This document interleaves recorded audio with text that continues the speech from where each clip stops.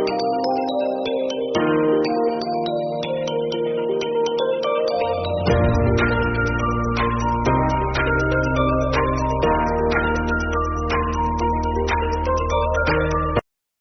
Desana Cilate One Wipin, saya Nina Musbar dari Nina Musbar Public Speaking Class. Jangan lupa like, komen, dan subscribe. Jangan lupa nyalain loncengnya di YouTube Cilate. Ucapan selamat sebagai Ketua RC terpilih ya untuk periode tahun 2022 sampai 2024. 2024 ya Bu ya. Kira-kira untuk periode 2022-2024 kira-kira apa program-program yang utama nih kira-kira yang akan Ibu lakukan? Jadi baik, terima kasih. Jadi begini, kita RC Asosiasi Rumah Sakit Swasta Indonesia Provinsi Sumatera Barat, kita juga kepengurusannya sudah habis karena masa pandemi. Jadi jadi kemarin kita sudah mengurus dan itu sudah terpilih sudah ada ketua terpilih itu kebetulan ya alhamdulillah ketua dipilih lagi saya Dr. Helga yang sebelumnya saya juga pengurus di sana. Nah, ini jadi ketua RC. Jadi memang kalau RC itu kan memang rumah sakit swasta yang terus agak berbeda sedikit dengan rumah sakit pemerintah ya. Karena rumah sakit swasta, oleh sebab itu kita tentunya punya program bagaimana rumah sakit swasta ini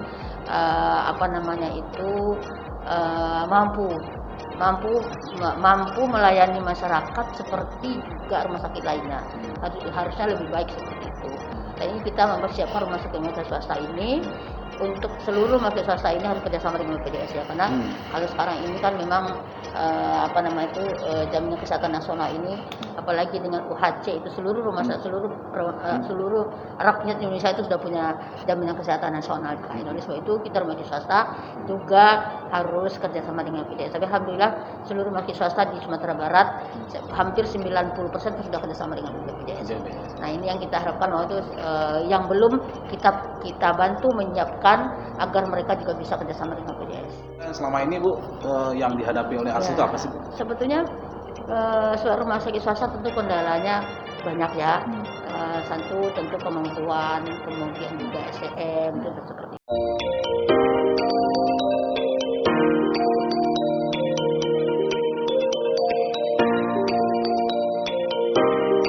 Salah satu Proknas namanya di persiapan kita akreditasi. Jadi bagaimana kita rumah sakit menyiapkan juga program untuk stunting seperti itu. Di stunting itu Proknas. Jadi memang kita akan itu diwajibkan bagi kita rumah sakit seluruh Indonesia itu udah ada di Starkes, sudah ada standar akreditasi nasional itu di sana ada udah ada program nasional khusus stunting seperti itu. Jadi ini kita harus bergerak semua bagaimana agar tidak terjadi stunting itu. Nah, itu barangkali ini mungkin bantuan teman-teman ya bagaimana mengedukasi masyarakat bahwa stunting itu agar tidak stunting harus disiapkan dari awal sekali, dari mulai dia dari dalam perut ibunya kita sudah siap agar anak-anak itu kan tidak stunting seperti itu. Nah, ini progres ini. Nah, itu saya pikir itu teman-teman media harus melek juga ya, harus tahu itu apa stunting sehingga kita bisa ngomong di masyarakat banyak bahaya stunting itu apa. Kalau stunting itu nanti gimana generasi kita ke depan, iya kan? Ya mudah-mudahan ayo kita bergerak bersama menurunkan angka stunting ini dan mudah-mudahan nanti 5 tahun ke depan sudah nggak ada lagi angka stunting. Tapi saya lihat dari ininya udah terjadi penurunan angka stunting. Sudah cukup berhasil gitu. Bu, closing statement Bu sebagai ketua terpilih Asosiasi Apersi ya, kira-kira apa yang bisa sampaikan? Mudah-mudahan memang menjadi wadah untuk asosiasi rumah sakit di swasta di Sumatera Barat, tempat kita berkumpul bersama, tempat kita maju bersama, tempat kita berbagi bersama, sehingga biasanya komunitas itu ada asosiasi, ada perkumpulan itu. Jadi mudah-mudahan sih kita bisa membawa asosiasi ini menjadi asosiasi memang yang yang memang mengakomodir lah kebutuhan anggotanya. Itu. Baik, demikian rekan-rekan semua. para penikmat Lotte Wanipin. Setelah kita wawancara dengan Ibu Helga, Dr. Helga, Direktur Rumah Sakit Bunda atau yang biasa disebut dulu adalah BMC. Beliau adalah ketua terpilih untuk periode 2022 sampai 2024. Dan buat teman-teman yang ingin mengetahui lebih lanjut terkait dengan ARSI, apa saja program, kegiatan dan seterusnya, bisa langsung menghubungi sekretariatnya di mana, Bu? Sekretariatnya? Di Rumah Sakit Bunda. Di Rumah Sakit Bunda. Silakan langsung menghubungi beliau dan kemudian mungkin ada pengurus di sana gitu untuk mengetahui lebih lanjut. Demikian saja kira-kira informasi kita pada siang ini. Mudah-mudahan bisa memberikan informasi tambahan ataupun yang berguna bagi seluruh rekan-rekan penikmat Lotte Wanipin. Hi everyone, it's me, Miss Devi from ETC, English Tutorial Center. So don't forget to like and subscribe to Lotte Wanipin. So stay tuned. Kita asosiasi kita nanti akan coba bantu teman-teman rumah sakit swasta itu istilahnya mereka punya masalah apa ya? Menjadi pemecah masalah ya, membantu ya, kemudian kita berharap kita maju bersama deh. Kita berharap waktu rumah sakit rumah sakit swasta di Sumatera Barat, ayo kita maju bersama. Kalau berdasarkan data ARSI yang memang masih banyak kendala-kendala dalam pengelolaan misalnya itu masih ada? Iya, masih ada karena SDM ya. Persoalan SDM ini paling utama ya? Terutama SDM itu sangat berkendala sekali. Karena apalagi rumah sakit swasta yang masih di luar kota yaitu SDM terutama tenaga medis itu masih terbatas gitu. Masih terbatas.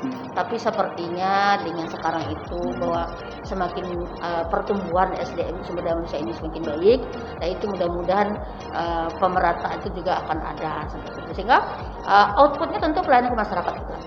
Ya kan? Kalau tenaga SDM-nya di daerah juga sudah cukup, misalnya itu orang nggak lari ke kota lagi seperti itu. Itu yang kita coba nanti kita inventarisir masing-masing rumah sakit teman-teman itu, mereka punya kendala apa. Terkait dengan jumlah tenaga manusia, sumber daya manusia, terkait jumlah dokter nih ya.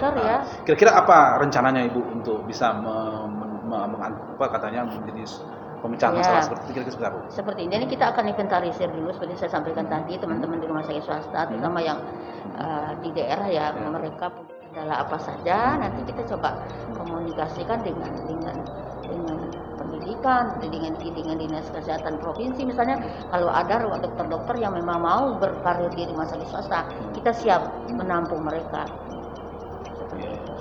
Terkait dengan akreditasi, rumah sakit swasta ini kan memang karena persaingan yang begitu ketat, tentu kita harus memenuhi standar akreditasi. Dari sekian banyak anggota ARSI yang memang belum terakreditasi itu masih ada? Sampai sekarang mereka sudah terakreditasi semua. Nah, berlakunya itu sudah hampir rata-rata sudah habis.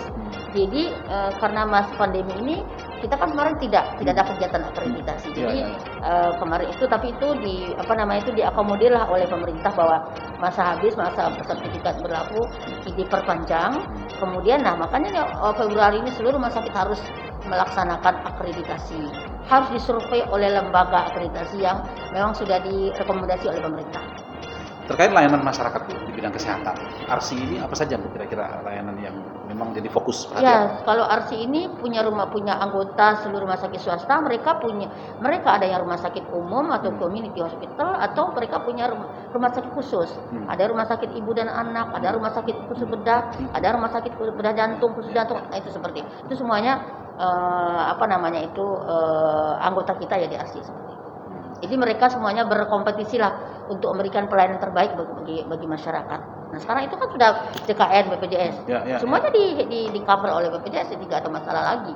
Tinggal rumah sakit itu sekarang itu mempersiapkan diri untuk bisa kerjasama dengan BPJS. Kan kemarin ini mungkin ARSI mungkin agak jarang kegiatannya, karena memang masa pandemi ya. Pandemi. Nah, kalau berdasarkan pengamatan data di ARSI sendiri, kira-kira sekarang ini wabah yang terjadi di Sumatera Barat ini apa tuh yang nomor satu selain pandemi? Ya, sekarang itu kalau kita lihat tren kalau COVID tapi masih kita dengar lagi ya di kota-kota besar sudah mulai naik juga ya. Tapi mudah-mudahan sih, kalaupun karena sudah divaksin, sudah di ini. Ya mudah-mudahan ya cuman seperti kita berharap nanti itu sudah seperti kasus virus biasa ya, virus influenza sebelumnya gitu, seperti kita berharap seperti itu.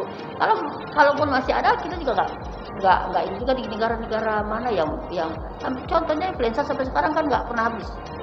Iya kan? Nah itu kan virus juga. Kita berharap dan berdoa mudah-mudahan nanti kasus-kasus virus seperti ini itu juga jadi kalau udah nggak pandemi lagi udah biasa ya. Nah oleh sebab itu kita berharap vaksin atas izin Allah itu mudah-mudahan semuanya sudah punya daya tahan tubuh yang baik sehingga ya udah kalau seperti influenza biasa. Nah itu. Nah kemudian sekarang itu muncul lagi sekarang ini sepertinya itu kejadian luar biasa ya pada beberapa tempat itu. Kalau saya lihat Sumatera Barat itu kasus morbilli, campak. Oh, campak. Campak begitu banyak sekarang kasusnya. Nah ini barangkali juga bisa jadi karena selama pandemi itu kegiatan vaksinasi, imunisasi buat anak-anak kita kemarin itu mungkin terabaikan karena COVID. Jadi emang sekarang kasusnya melonjak.